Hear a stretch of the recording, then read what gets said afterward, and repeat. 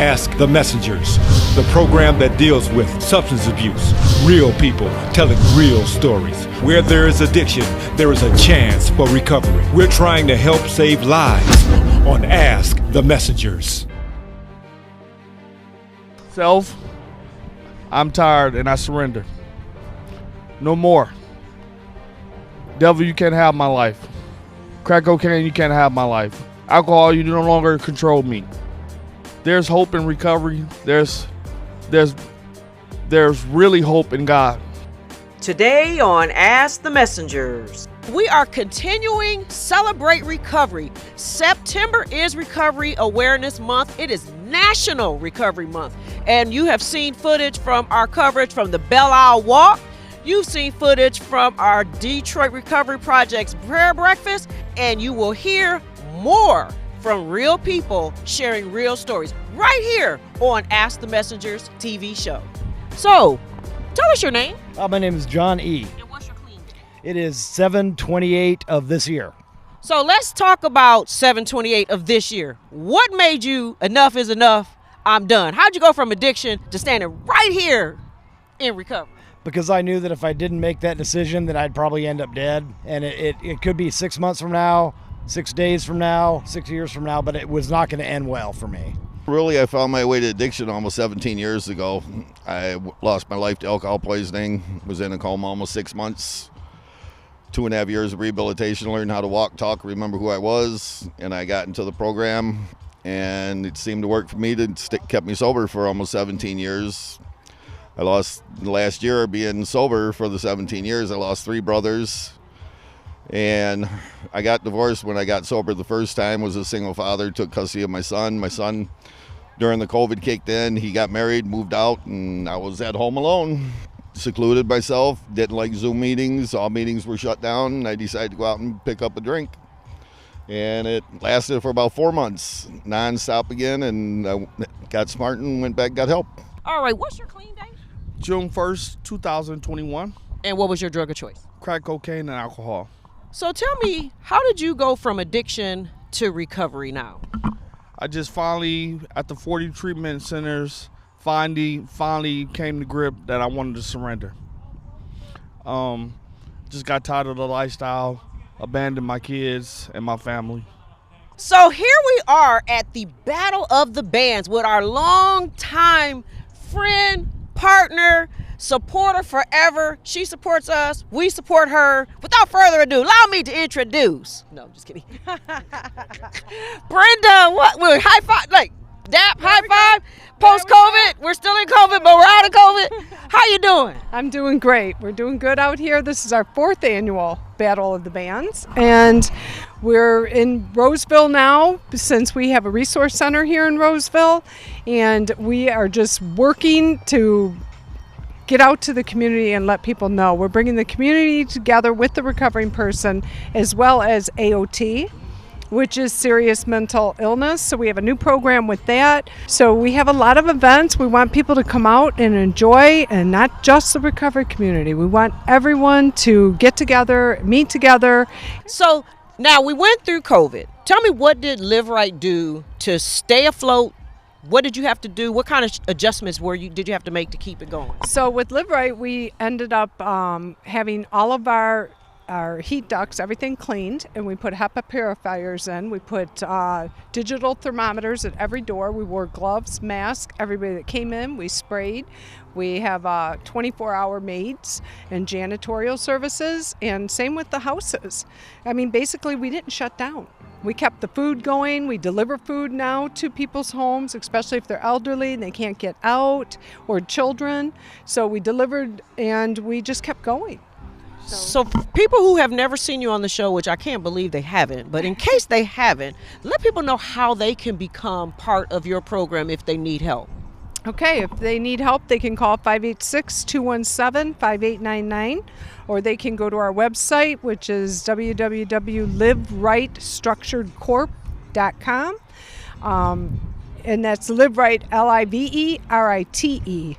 So we have many ways to contact us. If they just Google Live-Rite, they'll find Properties, and Properties is our recovery homes that they'll send it over to the Corp. And you can fill out stuff online if you want to get involved, or if you just want to be a participant, a volunteer, and if you have a loved one that needs some help.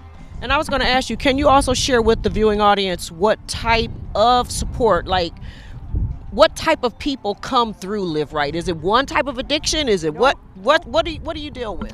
So what we deal with is serious mental illness as well as addiction recovery. So those that have underlying issues, coring issues.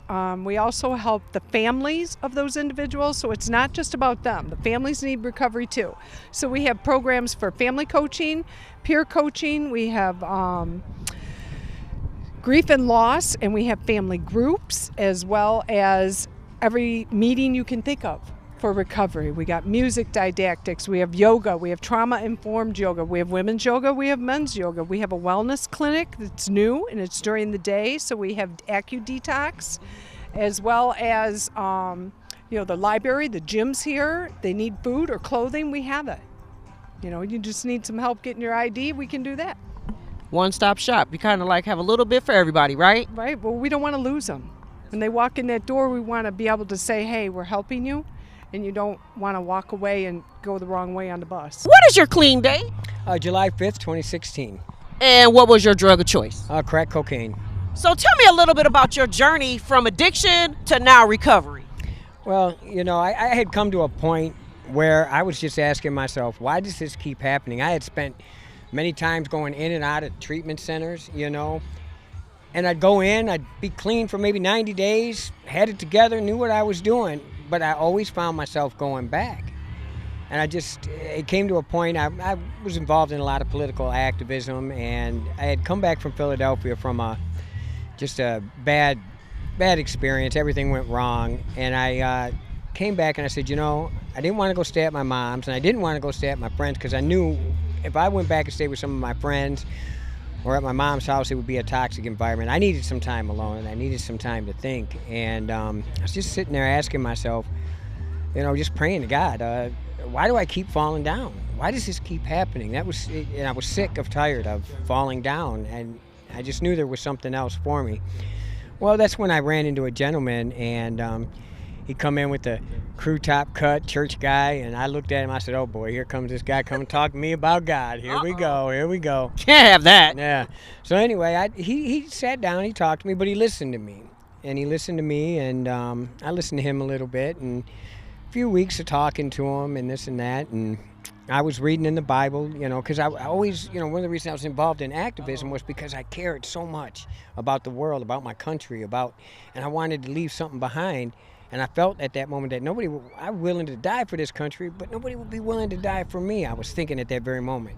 And I was reading in the Bible, and it came across a verse, John 3:16, and it said, "No greater love is there than a man that would lay down his life for his brother." And at that moment, I knew Jesus Christ was God, because I had pushed it away, Jesus walking on water, all this. But when I read that verse, and I read the walk of Jesus Christ, I said, that's God. And I was saved that night, and through my growth, through my spirituality, my connection with God, now that I'm connected back with God through Jesus Christ, He's worked on me over the last 5 years. And I'm not going to say every day has been perfect, and every day has some days you have your battles. Your problems don't automatically go away right away. But it was through that spiritual connection with God that He helped me, that I knew I didn't have to do it alone. And then I had a family, and then I had friends that would walk that walk with me. God designed us to be community creatures, and we need friends, we need family, we need people.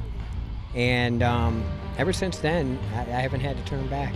This is Tina Nelson for Ask the Messengers, and we'll be right back with more of our Celebrate Recovery month of September coverage right here on Ask the Messengers. Welcome, Judge Mathis. Thanks for coming to share an important message with the Wayne County taxpayers.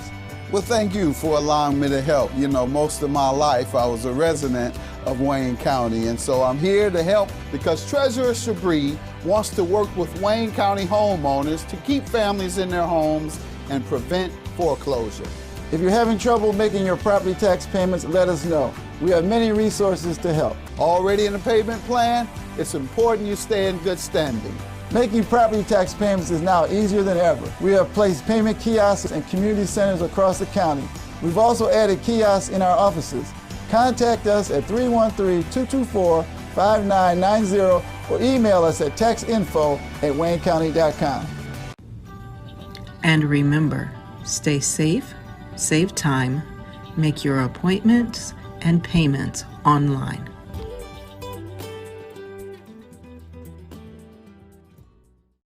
Hi, my name is Artesia Washington, and I'd like to welcome you to Irvine Newer Rehab, where we help you reach your goals of rehabilitation. So you ask, why choose Irvine? Now here at Irvine, we offer physical therapy, occupational therapy, speech and language pathology, counseling, aquatic therapy, and massage therapy. And we help build you back to your previous level of functioning. Give us a call, 248-415-2500, www.irvineneurorehab.com. Hi, my name is Brenda Owens. I work at Greenfield Hair Collection, and I love doing hair. I've been doing it for almost 30 years now, actually. And I do a little bit of everything. This style right here is a pin curl. This is my weekly client, Lenise, short and sassy. She just got a fresh haircut last week. The name of the salon is Greenfield Hair Collection. We're located on Greenfield between Outer Drive and Curtis. I'm on the second level. My name is Brenda. My phone number is 313-729-8194. Give me a call. I love what I do. We are back with Ask the Messengers. We are still celebrating recovery. Yes, September was last month, we know. But celebrate recovery is so important. It should be celebrated all year round, which it is. But September is specific for National Recovery Month. I have two ladies here with Hope Not Handcuffs, and they're going to tell you a little bit about who they are and what they do and how they got involved. So who wants to go first? I'll go. All right, go first. Hi. So I got involved first with Families Against Narcotics back in 2011. Lost a niece to a heroin overdose, and as expected, our family was devastated and didn't know where to go, and they were huge support and lots of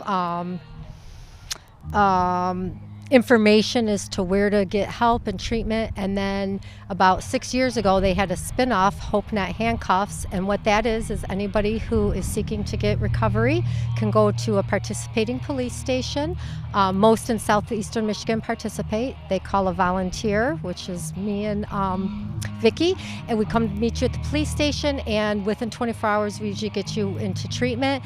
And then along with that, they also offer family recovery coaching, peer recovery coaching, long-term services to help in the recovery. Okay, and Miss Vicky, did she do that okay with you? Yeah. Did she do that right? She did fine. She did great. So how did you get involved? Okay, my name is Vicky, and Melly and I are working with the Hope Not Handcuffs table here at this event today. The reason I got involved in Hope Not Handcuffs is 6.5 years ago, I lost my son to a drug overdose.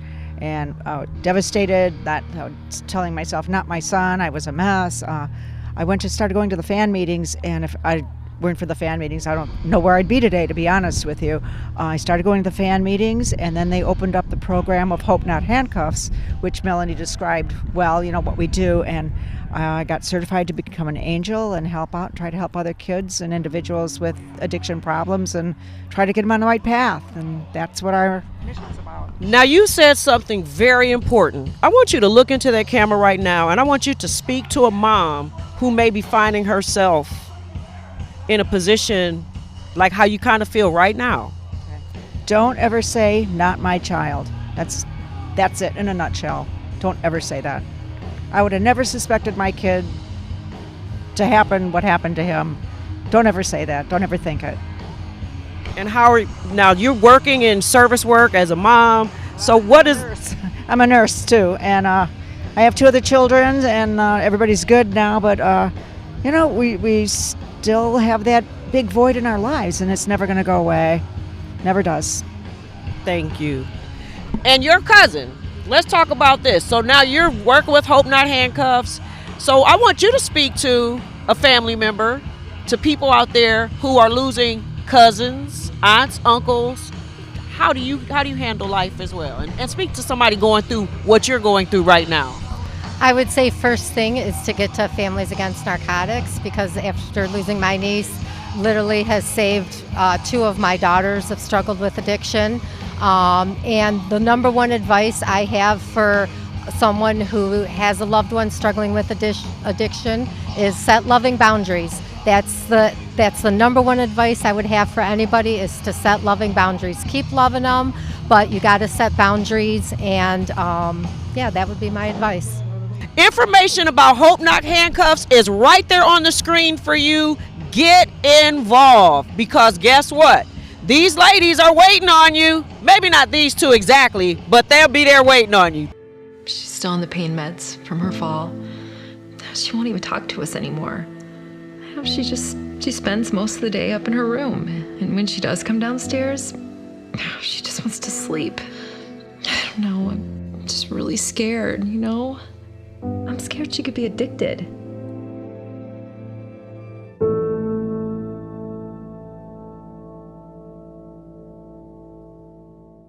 You don't have a recovery story per se, but you've been around the addict, right? Correct. So let's share your experience. First of all, how did you sustain from not using, and what are you doing to support those that are around you that are or in recovery right now? Okay. As far as how I sustain not using, I grew up in a very sheltered family. I grew up very protected. I went to a very small private Christian school. None of my friends were using. I didn't grow up in that culture where the drugs were prevalent. So honestly, growing up in my teen years, I was never even confronted with the temptation of using drugs or alcohol or anything like that. And I was always taught, to say no. And because of that, I feel like I was very blessed because I was protected. And I think what I've learned from that is, being around somebody being married to somebody who grew up in a family where there was that kind of stuff that was going on, and him going through that himself in his younger years, I've come to realize that not being on those things is not a credit to myself. It's not like, oh wow, Cindy Hawthorne's such a good girl. That's not what kept me from it. What kept me from it was the grace of God protecting me from being around that kind of stuff. And I think, being married to a husband who's been through recovery, hearing his story and understanding where he came from, I feel like I have to look back at my life and say, if I had been raised differently, who knows if that could have been me? And so I think the biggest thing I've learned from being married to a former addict is just to recognize that people who go through addictions aren't worse than me. I'm not better than them because I didn't go through it.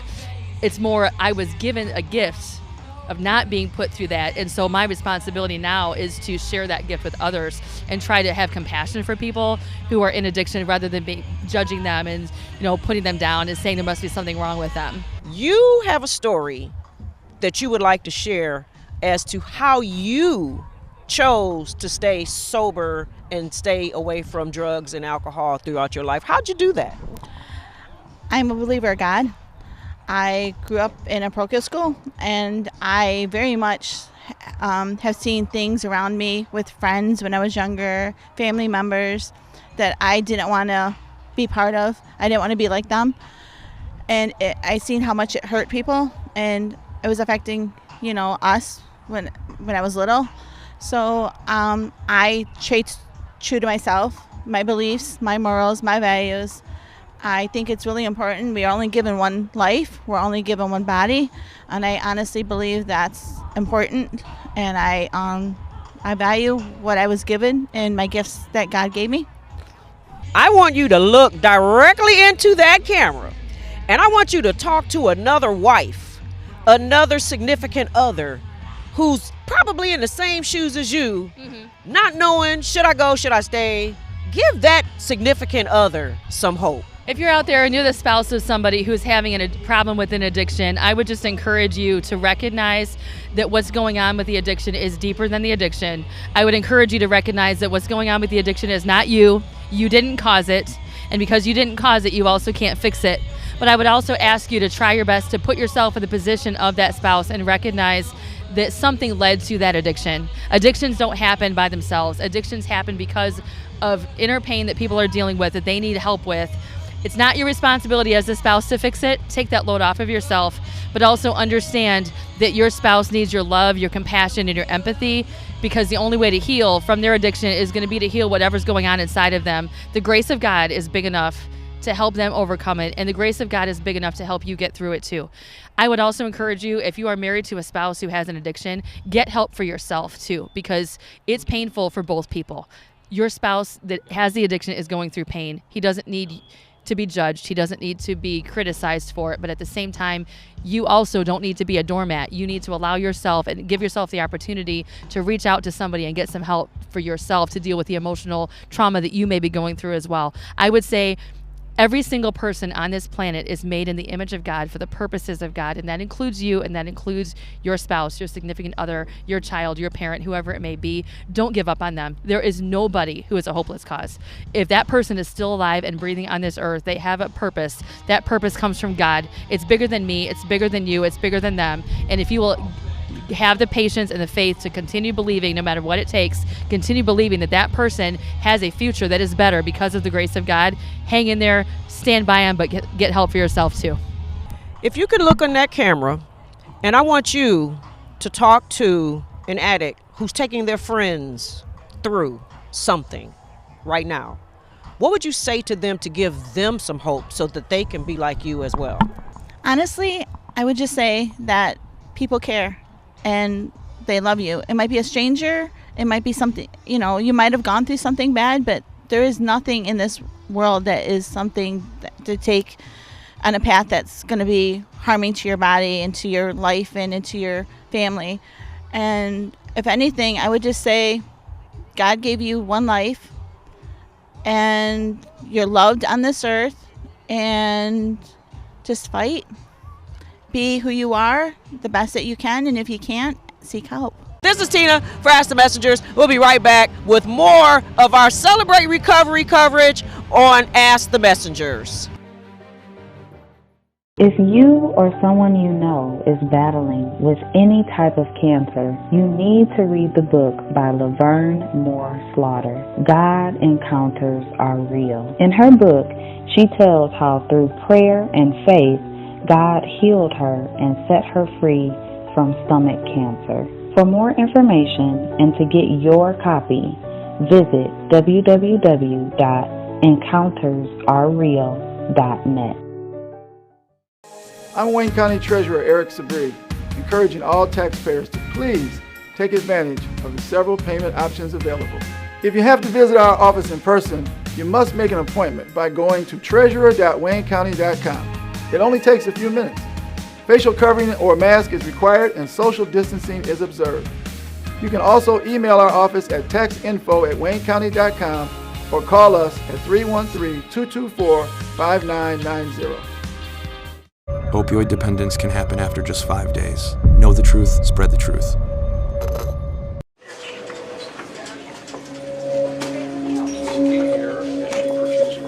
Well, we've got you all patched up. I'll give you a script for some ibuprofen, and that should help with the swelling. Don't you think she might need something a little stronger? You mean like this? I don't think so. That's crazy.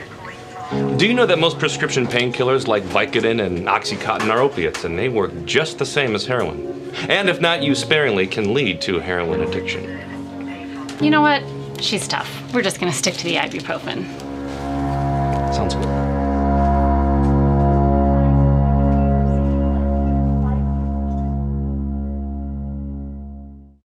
So what was the eye-opening experience? Did you just say, you know what, did you have the stuff in front of you and you just pushed it? Tell me how you did it. Well, I knew that I needed to go somewhere. Rehab was going to be essential for me, and so I went into a group that gives you different options for rehab, and luckily I was able to find one, and I just felt so blessed that I was able to do something like that, because a lot of people don't get that opportunity, that I did kind of push it away and said, you know what, I'm going to try something different. And I went to rehab. It was magical for me, and I went directly into a sober living house from rehab, which I'm at now.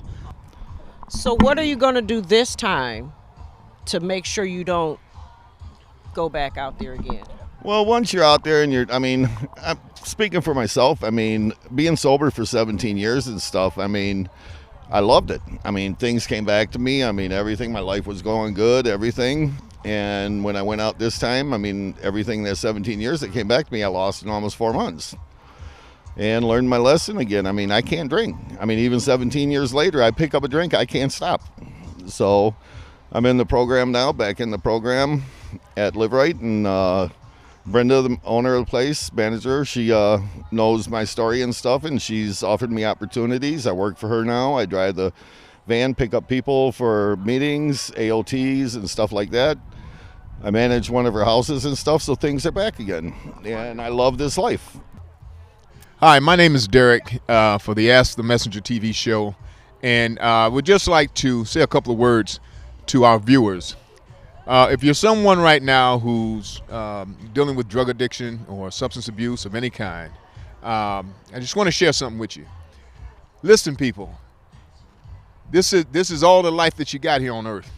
This is no trial run. All you don't do now with yourself and with your life, you don't get to come back and say, well, you know, I messed up. Let me go back and try this again. Okay? This is all there is. All right?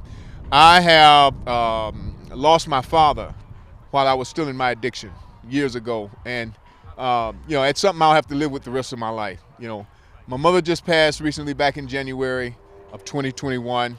And she got to see me on this side of the fence, thank God. You know what I mean? You know, time is the most valuable asset that we have on earth. So what I'm saying to you is, you know, do whatever you need to do. I don't know if you're like me, I reach my bottom, what's called your bottom, when you just, you know, say, hey, look, you know, I can't go any further. You know, but there's help available. You know, you got to, you know, you want to, you know, seek God. God is he changes lives, man. I'm telling you. And get a support group. You know, that's what helped me. Get with a good support group, whether it's a 12-step program, you know, find a God of your understanding, you know, make some meetings, ask somebody, make some phone calls, do whatever it takes. But help yourself, save yourself. Don't let the devil destroy you. You know, this thing is very real, and we're in the business of helping to save lives. And we just want to say, you know, God loves you. He's there for you, and we love you to life here at Ask the Messengers. Well, that concludes this week's episode of the Ask the Messengers TV show. We hope something you heard today helped you in some way to understand addiction and to give anyone struggling the desire to surrender and seek help. If you or someone you know is experiencing anything that seems to be too hard to handle, please know there is a way out, and don't hesitate or be afraid to seek help. Until next time, may you seek a power greater than yourself so that you too can turn your mess into a message that will help save lives. Continue to stay safe, and most importantly, be kind and love one another. Won't you help us to do exactly what our motto is, and that is to help save lives? Won't you send a generous donation to the information there on the screen? We would love to have you as part of our partnership to help save lives. You may not be able to go out in the street, you may not be able to come here to the show, but you can send your donation that helps us save lives.